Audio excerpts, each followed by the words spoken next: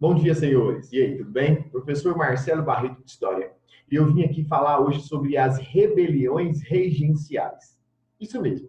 Nós começamos a trabalhar o período regencial na história do Brasil, que é esse intervalo que existe entre os dois reinados, o primeiro reinado e o segundo reinado. Entre o governo de Dom Pedro I e o governo de Dom Pedro II, nós tivemos um intervalo de 9 anos, de 1831 a 1840. O Brasil viveu o que nós chamamos na história de período regencial, período de vacância do trono, o trono estava vazio, não havia um rei, período de espera da maioridade, né, do jovem Pedro de Alcântara, que seria o futuro Dom Pedro II. A primeira experiência republicana que o Brasil viveu, porque foi o primeiro momento que nós não tínhamos um rei e que o poder estava disputado por grupos políticos que formavam os regentes. Inicialmente, essa regência ela era trina, ela era formada por 3 regentes, mas após 1834, com a aprovação do ato adicional, a regência tornou-se una. Na minha aula anterior sobre crise do primeiro reinado e início do período regencial, eu mostrei isso para vocês. Como a história do Brasil é uma história repleta de movimentos sociais, revoltas, rebeliões, guerras, conjurações, no período regencial isso não foi diferente. E não só não foi diferente, como foi muito mais enfatizado. Tanto é que durante esse intervalo de 9 anos, vários movimentos em regiões diferentes do Brasil eclodiram. São eles a revolta do Malês, a farroupilha, a cabanagem, a balaiada e a sabinada. Então, sempre que você encontrar o termo rebeliões regenciais, está referindo-se a esses movimentos. Vamos relembrá-los? Malês, farroupilha, cabanagem, balaiada e sabinada. Além de saber quais movimentos foram os movimentos regenciais, é muito importante conseguir inseri-los geograficamente.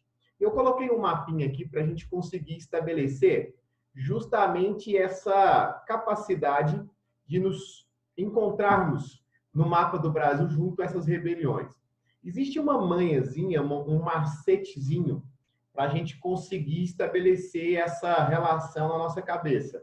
Lá atrás, quando eu era aluno ainda, eu usei isso para tentar localizar. Olha só aqui ao lado, ó. Capá, Sabá, Bamá, Farsul, Malbá. Você pensa, meu Deus, que bosta é essa? Meu filho, é só para você conseguir ligar o movimento à região. Cá de cabanagem, onde? No Pará. Sá de sabinada, onde? Na Bahia. Bá de balaiada, onde? No Maranhão. Far de farroupilha, onde? No Sul. Mal de malês, onde? Na Bahia. Então, cabanagem no Pará, capá. Sabinada na Bahia, sabá. Balaiada no Maranhão, bamá. Farroupilha no Sul, farsul. E malês na Bahia, malbá. Então, nós temos esses movimentos aqui, né? No mapa do Brasil, você percebe que o Brasil, geograficamente, não era como nós conhecemos ele hoje. Algumas províncias eram muito maiores do que os estados. Então, o Grão-Pará era muito maior do que hoje é o estado do Pará. Você pega Goiás, né? Não havia ainda divisão com o Tocantins. O Nordeste também não era tão fragmentado. Olha o tamanho da Bahia. Então, o Brasil tinha geograficamente algumas diferenças, tá? Nesse período. Então, nós tivemos a cabanagem, a sabinada, a balaiada, a farroupilha e o malês. Esses movimentos, além de diferenças geográficas e também de períodos, a cabanagem de 35 a 40, a balaiada de 38 a 41 e assim por diante, tem aqui no mapinha, na legenda, elas se diferenciaram quanto ao seu caráter, quanto à sua motivação. E eu quero começar falando sobre a Revolta do Malês. A Revolta do Malês ela eclodiu em 1835 na Bahia, especificamente na cidade de Salvador. Inclusive, essa imagem que está aqui ao fundo de mim é uma imagem característica de movimentos como esses. Meninos, a palavra malês ela tem um significado e ela quer dizer negro que é de religião islâmica. Todo mundo sabe que o Brasil utilizou, dentro da sua história colonial e até pós-independência, escravos oriundos da África. E é muito importante você se lembrar de um pequeno detalhe, de que a África é um continente. Sendo assim, nem todo escravo africano vinha do mesmo lugar, falava a mesma língua e tinha as mesmas crenças.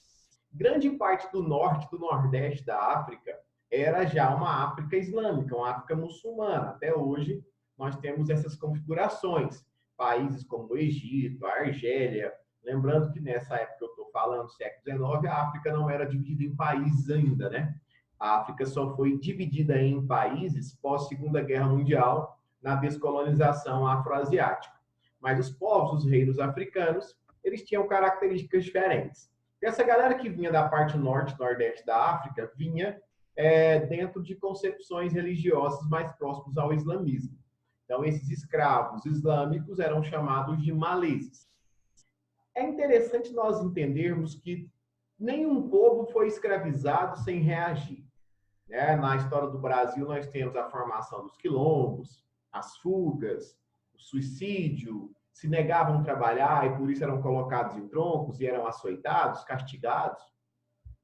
E os maleses não seriam diferentes. Eles liderados por um cara chamado Manuel Calati, ali embaixo está lá, líderes, Manuel Calati e Luiz Sanin. O Calati ele era chamado de Calafate, que seria o califa. O califa é o líder para a perspectiva islâmica. Eles iniciaram um movimento com o objetivo de matar os brancos e os mestiços para não serem escravizados. No início, eles conseguiram matar ali cerca de 13 brancos, mas o movimento foi duramente reprimido.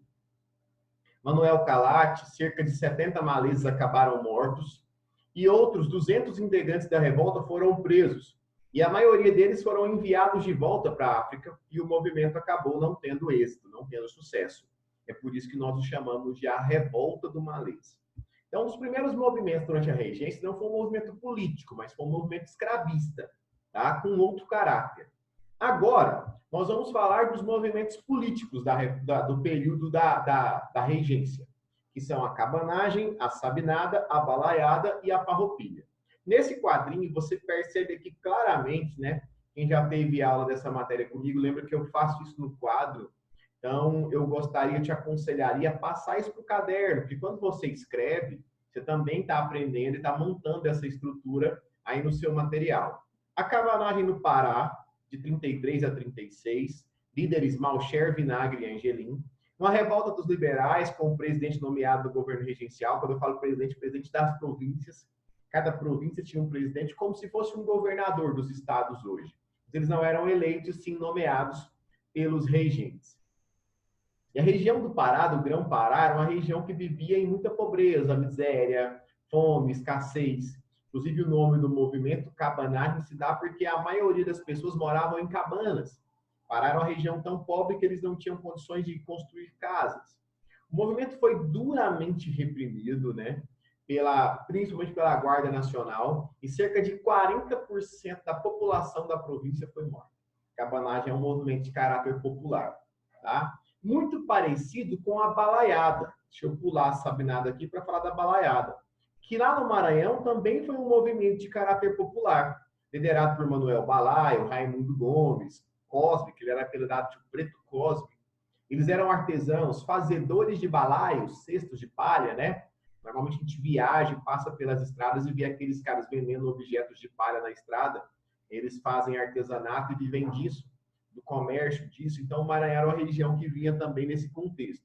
Insatisfeitos também com o presidente, revoltados com a situação de pobreza, com os altos impostos, com o abandono, eles iniciaram uma revolta. Chegaram a conquistar a vila de Caxias, porém o movimento ele transcendeu a regência. O que é isso? Ele começa na regência e ele termina no segundo reinado. Quando começa o segundo reinado, em 1840, Dom Pedro II começa a incentivar o abandono do movimento e oferecer a anistia, o perdão para quem saísse da revolta. A maioria das pessoas começam a abandonar, principalmente sabendo das reações mais violentas contra as outras revoltas no Brasil. O movimento enfraquece, os líderes foram presos e foram enforcados. Então, a balaiada também não conseguiu ter sucesso. A Sabinada, na Bahia, agora voltando aí ao meio, tem esse nome ligado ao seu líder, o médico chamado Francisco Sabino. Foi um movimento mais político. A intenção dele era separar a Bahia, assim como a cabanagem e a balaiada também, mas ele chegou a conseguir fazer isso. Em 1837, Sabino proclama a República Baiense. A República foi um país, a Bahia, perdão, foi um país por um ano, e eles estavam inspirados com o que estava acontecendo no sul do Brasil, vou falar sobre isso, sobre a Farroupilha. Porém, em 1838, o movimento foi duramente reprimido, Sabino foi preso, a cidade de Salvador foi tomada pelos regentes, e o movimento também não teve êxito, também não conseguiu permanecer, prevalecer. Agora, o movimento que durou mais tempo, o movimento que mais teve ênfase nesse período, inclusive é o que cai mais, o que tem mais chance de ser cobrado nas provas de vocês, é a Revolução Farroupilha, também chamada de Guerra dos Farrapos ou Guerra dos 10 Anos. Ele aconteceu entre os anos de 1835 a 45, no Rio Grande do Sul e Santa Catarina, liderada por Bento Gonçalves, Giuseppe Garibaldi, tem um outro líder chamado Davi Canabarro, também muito famoso, e foi uma insatisfação de fazendeiros, de estanceiros gaúchos, que eram grandes criadores de gado e produziam charque, que é a carne seca, a carne de sol. E os impostos sobre o charque aumentaram, e isso fez com que a população do sul comprasse o charque do Uruguai, da Argentina, são territórios vizinhos onde o charque não tinha tantos impostos e era mais barato. Isso gerou uma grande insatisfação desses estanceiros, que resolveram, então, se separar do Brasil.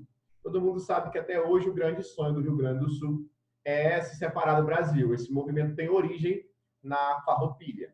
Em 1835 foi proclamada a República Rio-Grandense. Em 1836 foi proclamada a República Juliana, que é a República de Santa Catarina. Então, Rio Grande do Sul e Santa Catarina chegaram, de fato, a se separar do Brasil.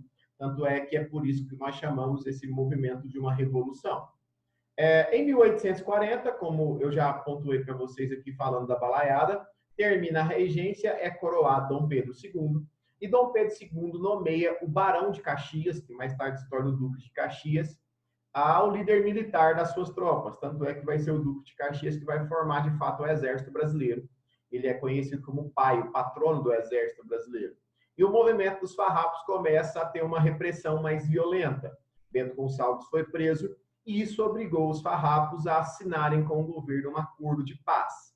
Em 1845 foi assinada a Paz de Poncho Verde, que pôs fim ao movimento da Farroupilha, libertando Bento Gonçalves, que tornou-se governador do Rio Grande do Sul. Rio Grande do Sul e Santa Catarina voltaram a pertencer ao território brasileiro, os impostos sobre o charque foram reduzidos e um acordo foi estabelecido entre o governo de Dom Pedro II e os farrapos. Mas, como eu pontuei, isso não deixou de apresentar uma herança, um legado, que é esse sentimento nacionalista singular que os gaúchos têm em relação ao seu povo, à sua cultura, e um desejo de separação do Brasil. Se isso vai acontecer um dia ou não, eu não sei. Eu sou professor de história, eu posso te afirmar o que aconteceu no passado. O futuro eu não consigo prever, querido. Então, eu não tenho uma noção se isso vai ser possível. Eu só sei que esse sentimento existe, vira e mexe, isso é discutido no Brasil, e as pessoas, criam essa possibilidade, tá? Isso existe no Sul, eles comemoram o dia da Revolução Farroupilha, existe um hino Farroupilha, existe todo um sentimento que foi colocado a partir da Guerra dos Farrapos dentro da cultura dos gaúchos. Então, essas rebeliões, Malês, Cabanagem, Balaiada, Sabinada e Farroupilha, são as rebeliões regenciais. É muito importante, como eu falei durante a aula, que você coloque isso no caderno, coloque os detalhes, monte o resuminho, para que a gente consiga estar estabelecendo. Na próxima aula eu vou falar sobre os governos unos do período regencial, o governo do Feijó com o ato adicional, o governo do Araújo Lima com a lei interpretativa e o golpe da maioridade, que vai pôr fim à regência e vai dar início, de fato, ao segundo reinado, para a gente seguir a nossa matéria. Tranquilo? Grande abraço, estuda, não desista, se organize aí, vá montando o seu caderno. Em breve a gente está junto novamente. Falou, galera.